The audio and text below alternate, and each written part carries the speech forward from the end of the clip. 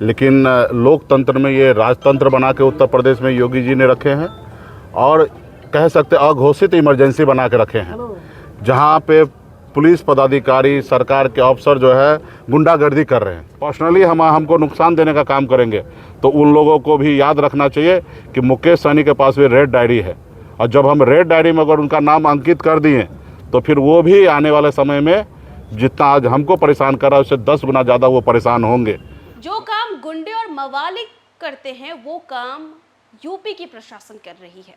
ये हम नहीं कह रहे, ये कहना है बिहार के पूर्व मंत्री और वीआईपी के संस्थापक मुकेश सहनी का। देखिए, मुकेश सहनी कुछ दिनों से लगातार यूपी सरकार पर निशाना साधे हुए हैं और इसी बीच उन्होंने बड़ा बयान देते हुए कह दिया है कि जो काम गुंडे मवाली करते हैं वो तो यूपी की प्रशासन कर रही है। दरअसल 15 जुलाई को उनको एक कार्यक्रम करना है जिसकी अनुमति उन्हें नहीं मिल पा रही है यूपी में, जिसके बाद उन्होंने सीधा कह दिया है कि अगर अनुमति नहीं भी मिलेगी तो भी ये कार्यक्रम हर हाल में होके रहेगा। इससे पहले भी मुकेश सहनी ने यूपी सरकार पर कई बार सवाल भी खड़े किए हैं। जब वो वहां पर पहुंचे थे पीड़ित परिवार से मिलने के लिए, तब उन्हें रास्ते में रोक दिया गया था और मिलने नहीं दिया गया था, जिसके बाद मुकेश सहनी ने ये कहा था कि वो अगली बार आएंगे और छुप छुपा कर आएंगे लेकिन मिल कर रहेंगे। और इसी के साथ साथ फिर से कुछ तस्वीरें आती हैं जिसमें मुकेश सहनी यूपी सरकार को घेरते हुए नजर आते हैं। और इसी बीच देखिए, अब उन्होंने बड़ी बात कह दी है कि यहाँ पर जो है सरकार को कोई मतलब ही नहीं है प्रशासन से। यहाँ पर जो है अघोषित जो इमरजेंसी होती है वो यहाँ पर सरकार चला रही है। उनका कहना है कि यूपी में लोकतंत्र की हत्या हो रही है और भाजपा सरकार अघोषित इमरजेंसी चला रही है। और क्या कुछ कहते हुए नजर आ रहे मुकेश सहनी यूपी सरकार को घेरते हुए और बीजेपी को घेरते हुए, उनके दिए गए तमाम बयानों के साथ आपको छोड़े जाते हैं। हाँ, क्यों कैंसिल कर दिया गया?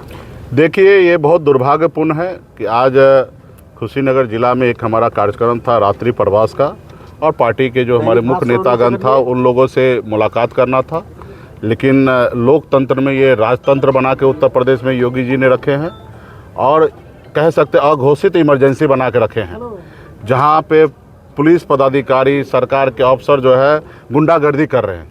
किसी प्राइवेट हॉस्पिटल होटल को धमका के डरा के वो होटल का बुकिंग कैंसिल करा देना, एक नहीं दो जगह करा देना, और वो भी अनलीगल तरीके से। ये धमकी का काम तो गुंडा का है। कोई शासन प्रशासन का काम हो, अगर हमारे जैसे कोई खतरा है तो बाकायदा होटल कर्मचारी को, होटल के व्यवस्थापक को उनको लेटर देना चाहिए, उनको बताना चाहिए कि ये खतरा है, इसके कारण आप यहाँ का बुकिंग कैंसिल कीजिए। उनको डरा धमका के, जो कि हमारे पास कोई सबूत भी नहीं है, क्योंकि अभी हमने सवाल किया तो उन्होंने कहा कि ऐसा तो नहीं होना चाहिए, अगर ऐसा हो तो हमको कंप्लेंट कीजिए और हम इस बताइए कि किसने ऐसा किया तो उसके ऊपर हम कार्रवाई करेंगे। तो आप लगता है कि कोई होटल मालिक अपना लाखों का नुकसान करने के लिए अपने मन से दो होटल इस तरीके से कैंसिल करे? नहीं, उसके पीछे शासन प्रशासन के लोगों ने इस तरीके से धमका के उनको कैंसिल कराया। आज जो कार्यक्रम था वो नहीं हो पाया। अभी हमने इसके लिए हमारे लोगों को कल रात को ही पार्टी के वरिष्ठ नेता हमारे संतोष जी को कल रात को अरेस्ट कर लिया। उसको आज अभी हमने उसको थाना में जाके उनको छोड़ाने का काम किया और 24 घंटा से अधिक उनको रख लेना। तो ये मुझे लगता है ये लोकतंत्र के लिए सही नहीं है, ये राजतंत्र की ओर बढ़ रहा है। लोकतंत्र में सबकी आज़ादी है, सब लोग अपनी बात कर सकता है, सब लोग सब जगह जा सकता है। और यहाँ पे सरकार के अफसर जो होते हैं, पदाधिकारी होता है, वो जनता का नौकर होता है, ना ही कि जनता का मालिक होता है, और ना ही किसी पॉलिटिकल पार्टी के प्रभाव में, किसी सरकार के दबाव में तरीके से बाहर जाकर अनलीगल काम करना। तो अभी हमने ये बात हुआ है, गलत किए हैं, इसके लेके अभी हमने यहाँ जिला अधिकारी से एडीएम साहब से भी मिला मैंने, और आज जो कार्यक्रम कैंसिल हुआ इसको हम लोग पुनः हम करेंगे और बहुत मजबूती से करेंगे और इससे बड़ी तैयारी करके करेंगे। और इनकी इच्छा है कि हम उसके लिए परमिशन लें, तो परमिशन हम लोगों ने कह दिया, पेपर जमा करके 15 तारीख का ही परमिशन होगा और 15 तारीख को इसको जम के कार्यक्रम करेंगे। अगर 15 तारीख को भी अगर इसी रवैया में रहा, अगर इस तरीके से अगर फिर से अगर कोई पेच लगाकर और कोई कार्यक्रम को बाधित करने का कोशिश किया तो लोकतंत्र में फिर धरना का जो हमारे पास जो कॉन्सेप्ट है, सिर्फ सरकार को बताना और सरकार के खिलाफ में धरना में करना, और फिर बड़े संख्या में जिला के हजारों का हजार संख्या में लोग आएंगे और धरना देंगे, सरकार के खिलाफ में होगा। तानाशाही रवैया जो है वो नहीं चलेगा, हिटलरशाही रवैया नहीं चलेगा।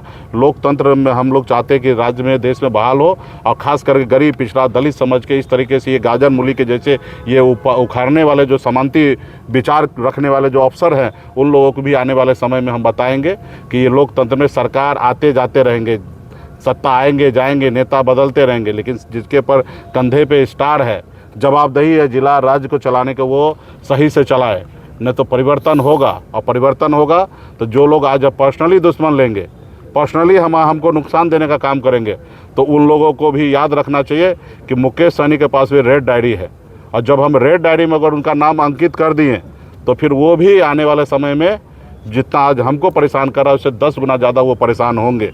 क्योंकि 27 का विधानसभा चुनाव होने वाला है यूपी में, क्या वीआईपी पार्टी भी यूपी में अब चुनाव लड़ेगी? देखिए, पिछला चुनाव अगर 2022 का कीजिएगा, हमने 55 से अधिक जगह पे हमने चुनाव लड़ा था। अभी हम यहाँ पे तैयारी कर रहे हैं, हम एक मिशन को लेकर आए हैं, संकल्प यात्रा, 101 दिन का संकल्प यात्रा होगा, इसकी तैयारी के लिए हम आए।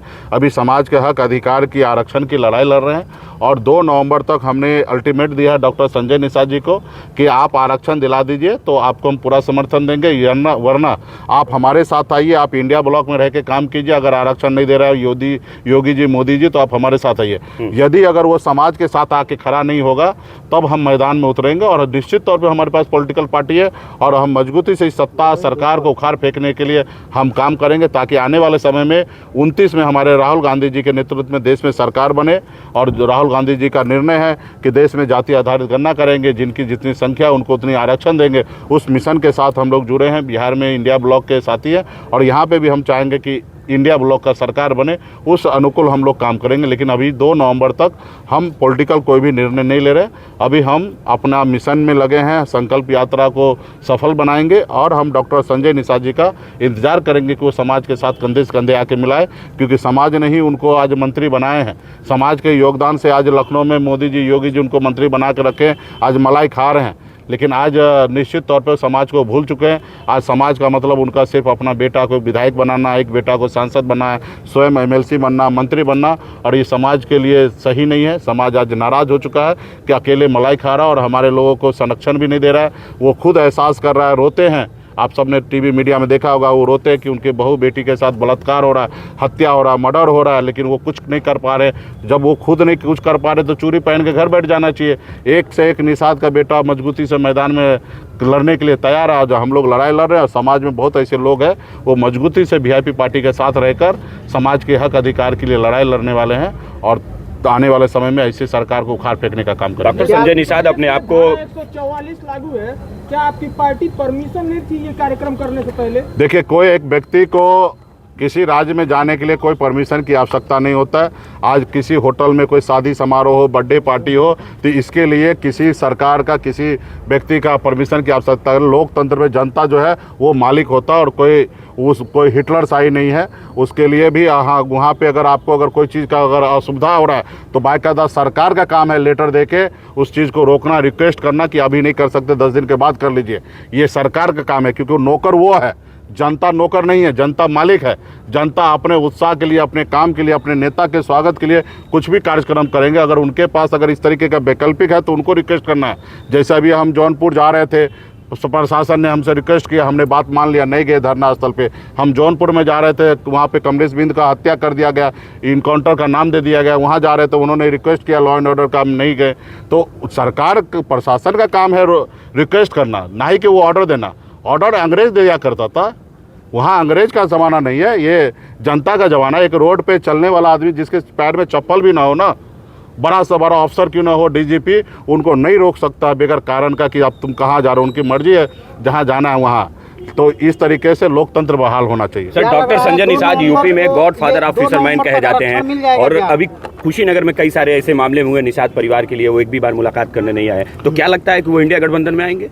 नहीं, देखिए, अभी क्या करेंगे नहीं करेंगे तो डॉक्टर साहब से आप पूछ लीजिएगा, लेकिन वो कहने के लिए पॉलिटिकल गॉड फादर है, समझ तो बिल्कुल ही नहीं है। हम मानते हैं कि जीरो समझ है। आप बताइए कि वो मोदी जी के साथ में हैं और वो चले थे निषाद को आरक्षण दिलाने के लिए, 7 साल से वहाँ पे मलाई खा रहे हैं, आरक्षण तो दिलाए नहीं, और वहाँ पे रहकर वो आरक्षण का चर्चा नहीं करके आरक्षण भूल जाना। और सिंगबेरपुर धाम में एक मस्जिद है, उसको कहते हैं तोड़कर यहाँ मंदिर बनाओ। बताइए, ऐसा काम कर रहे हैं जो कि कल जाके अगर बीजेपी लात मारेगा, अपने गठबंधन से बाहर करेगा, किसी कारण हटाएंगे, तो उनके पास कोई ऑप्शन रहेगा? आप बताइए, ऐसे आदमी को अखिलेश यादव जी अपने गठबंधन में लेगा जो मस्जिद तोड़ने की बात करो? समाज को तोड़ने की बात करो, तो आप उनको कह सकते हैं कि पॉलिटिकल कुछ भी नॉलेज नहीं है।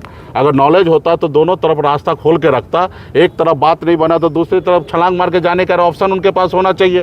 तो वो वन साइड जो भारतीय जनता पार्टी का धर्म का, हिंदू मुसलमान का राजनीति है, उस राजनीति के तहत वो काम कर रहे हैं। और वहाँ पे इनकी औकात जो है ना जीरो, एक बाल का बराबर का औकात है। हिंदू का नेता संजय निषाद जी नहीं हो सकते। संजय निषाद जी निषाद का नेता जरूर हो सकते थे, हुए हैं, और उनका काम करेंगे तो आगे भी होंगे। अगर काम नहीं करेंगे निषाद का, तो निषाद इतना बुर्बक नहीं है कि किसी लोडर के पीछे जाएंगे। निषाद का बेटा जो होगा निषाद का लीडर के साथ चलेंगे। क्या लग रहा है 2 नवंबर अब हो गया, अभी